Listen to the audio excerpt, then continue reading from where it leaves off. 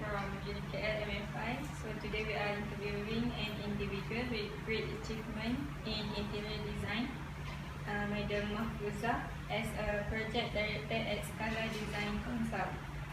So Madam, can you tell us a little bit about yourself, such as personal background, your family background, your education, and list of achievement and contribution? Thank you for coming today. My name is Mahfuza Marzuki, born in 1972.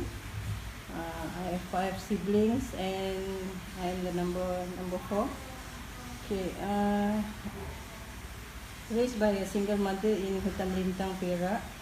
So basically my background in education, I was in primary school at Sekolah Kebangsaan Sungai Samak, and then further the education to Sekolah Star Putra, and after that continuing to UiTM in Shah Alam. Okay, you are talking about the background, family background, educational background, so that's considered cover lah. Sorry. Okay. Okay, next is, can you tell us about your involvement in interior design? Interior design. Okay, during the ITM, in ITM I chosen an interior design course. Okay, it's part of the interior and architecture, and it started on 1990 until 1993 for diploma, and then that's how we started from the course interior design, and then I further study after 2 years practicing interior design, and after that take a degree in 1997, then continue as an interior designer. So that means from 1994 until now as an interior designer. Next, can you share with us your proudest achievement since you have been involved in this field? Okay, proudest achievement at work, you mean? During when we practice interior design works, the normal project is very common. So the most proudest that I achieved basically is when I involved in ISO certification in the office. That's in 1999 until 2000. So I was part of the QMR, or the quality management personnel, to get the ISO certification for the company. Okay, and for projects, basically I was involved. Of course, the yearly basis in project there's a lot during the practice, and the most that I proud of is when I involved in Palace of Justice project. That was starting 2000 year 2000 until 2004, which is I involved from the inception until the completion of the projects. Yeah. Why is that the proudest achievement? The proudest achievement, you mean in Palace of Justice, when I involved in what the makes Palace? that the proudest achievement? Okay, because when we do Palace of Justice is a court session. It's a court building, which is very rare. They do it or they build it in Malaysia. Normally, like bangunan Sultan Abdul Samad is maybe about 100 year per building. So there's the biggest court court building in KL during that time. So Palace of Justice will be supposedly to take over the bangunan Abdul Samad during that time. You to be experienced as a student. So for first question, when you were a university student, did you struggle with your study or financial, social relation, or communication? As a Student. Okay, to recap the old stories. Okay, as a student, normally the most hard things is because I came from, not to say a poor background or poor family, but it's just enough to get basic needs or requirements in the family, and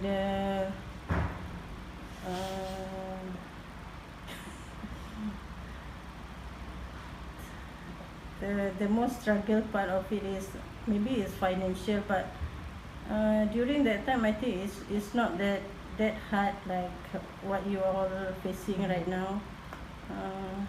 Even though we have just enough to, because I didn't get any scholarship or like now you have all the PTPT and all those things, but during my time it's only from my mother's contribution. So sometimes the what they call it, I managed to spend whatever that given by my mom. Sometimes about 200, sometimes 300 per month. But we manage. Alhamdulillah, we manage, and because everybody the same like my friends also came from the same backgrounds. So it's not like now you have a lot of different or status or kind of thing. So basically we manage, and we enjoy a lot during the study time, and it's not so pressure to us. I think that's the to recap during my study time on 1990s. Okay, let's continue to next question. Did you get involved in any extracurricular activities? If yes, why? And if no, why? Yeah, the first year or the first semester is compulsory to attend to it. Like I attended the Red Crescent Society, and the second, when I moved to Shah Alam, I attended the peer and counselling. I involved in peer and counselling during the time in Shah Alam, and you ask why? Yes, why involved in extracurricular? Why? Because it is part of the requirement, and we have to get some points to achieve it, and yeah, they give some option, and I selected that peers and counselling society. So, would you advise students to join non-academic activities like extracurricular activities? Yes, it is very good actually, because nowadays there are a lot of NGOs or the non-NGOs. I think it's good, because I myself, not to say involved, but I did some contribution, or yeah, I support them a lot, because like for example, the charity works like the Aman Palestine. I also involved in MAKNA, Cancer Malaysia, and then UNICEF, it's under UNHCR, and it's very good, because they always inform us what is their activity. In fact, they also ask us to join them, and if you all guys are free and have, it's a good things to join them, because it gives you exposure, gives you some experience, and to know about other people's life. Okay, continue to the section C, experience as a professional. So in your involvement in work scope or job scope, what kind of pressure do you have to handle at work? Pressure basically is everywhere you go is you will face with pressure. So during works, the most pressure thing is normally is to handle people. Okay, because like myself, I already in this what they call it, in this position, so I have a lot of people to that I involve internally and externally, and it's good if myself, I mean, to have the human resource or kind of admin, so that I can understand the behavior of people, behavior of my staff, the clients, the consultants, contractors. So it's that's kind of pressure that I myself have to handle and facing every day. It's a normal common working life. Okay. So how do you handle it, the pressure at work? How to handle it is the first thing is to understand the people. Okay, understand the people by namely is to know and identify the root cause of things. Sometimes when the problem comes from the internal, like the staff or the co-workers inside the office, we have to speak one by one, and if the problems comes from outside, we have to meet them and discuss and resolve it at once. Okay. The next question: how do you balance your personal and professional life? How to balance? At first, you have to segregate the things. When you are in the office, the boss is your number one. Okay, but when I myself at home, then the family is number one. So we have to balance out our own self, our what do you call it, our emotional, and also like myself, I always make sure that whatever problem or what do you call it, task at work in the office, I have to complete it during the office hour.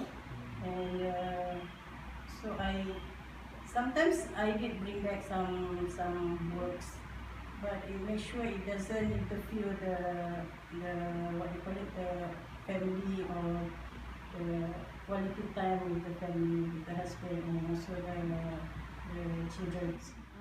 Yes, it affects me a lot, but then we have to choose whether we want to have it negative or we want to be positive way. But I choose to be a positive. So actually no, like I inform you earlier, pressure is always there. So whether you stay at home or you are working in the office or you work somewhere else, there always pressure. So it's the way how to handle it is basically how to understand what is your priority in life. When you do work in the office, you have to make sure that you complete it on time. We try not to bring it back home, so that even though you bring it back home, you still have sometimes to what do you call it, do not interfere the time with your family. So I try to get it balanced and make it works. Okay.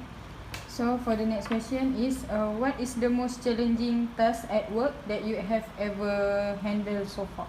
In the office with the co-workers and the superior or my subordinates, basically there's no problem. There are always problem, but it can be resolved on time. But then the most challenging moments that I faced was when I involved in project KLIA 2, and it's very everyone or every consultant, in fact the contractors also having a very stressful period. Because what? Because of the timeline, because of the budget constraint, and also some political issues during that time. But Alhamdulillah, we managed and we complete the project on time successfully, and now we have become friends with them.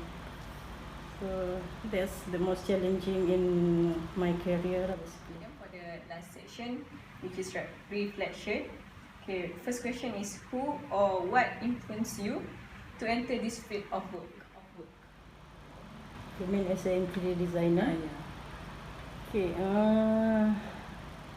there's no one from, if we are saying from the family members or from the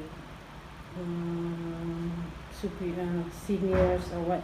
But then because of my really interest in art, and I like drawing so much, so I like art subject and I like to draw very much during my times in primary and secondary school.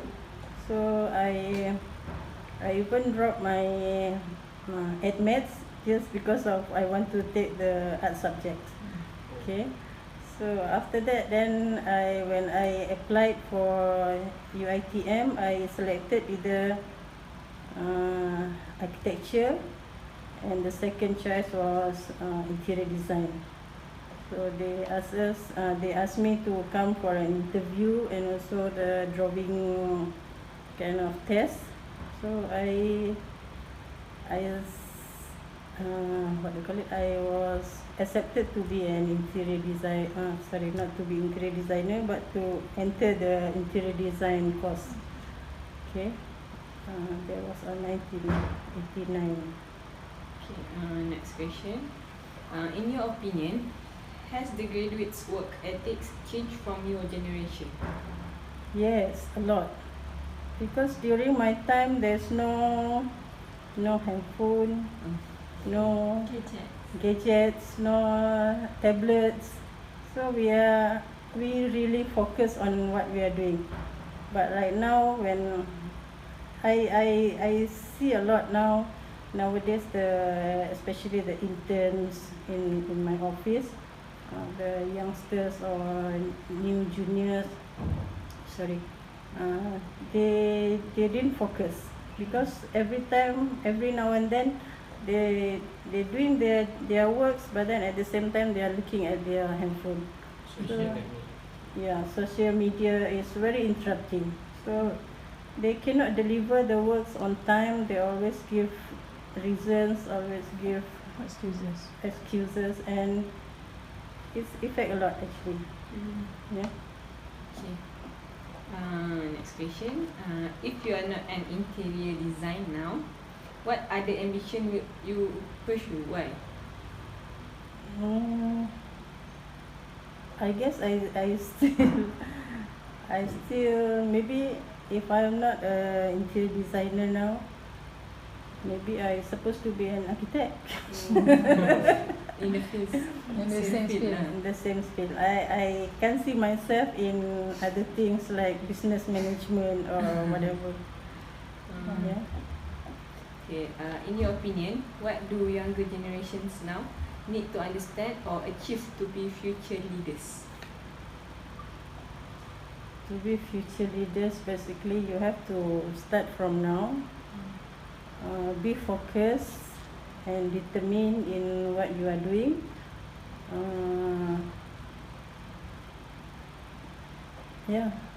Stay focused and don't waste time, because a lot of people nowadays, they due to this too many things, too many gadgets, too many interruption. What I could say this interruption, because you have all this WeChat, Facebook, all these Twitters, Instagram. All this is nothing actually that you really want it from there. I could say is maybe some percentage is that you can make use of it, but in positive way, I can't see it as it's a good thing for you to follow through lah. Because it's the most important thing is you focus on what you are doing, on what you pursue. If let's say you are studying, then get the best result, best student if you can.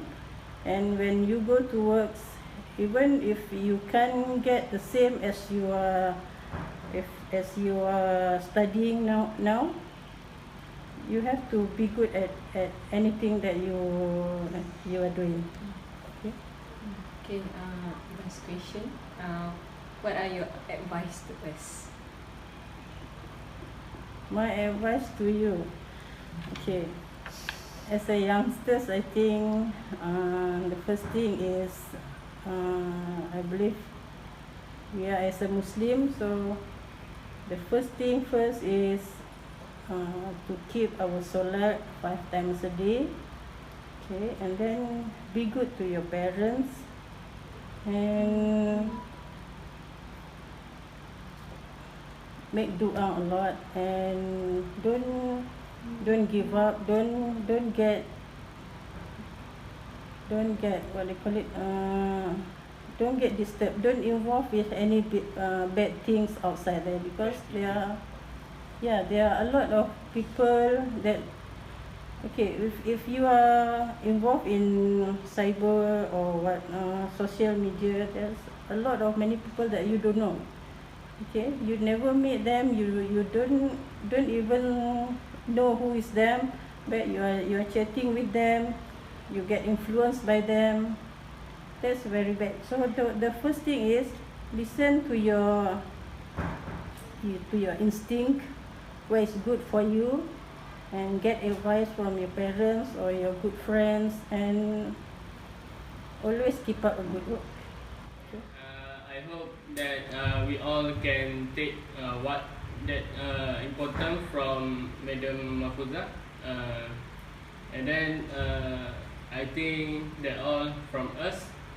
Thank you very much, Madam Mahfuzah. Thank you for coming to you all, and hope you can get a better or good result in this semester. And good luck.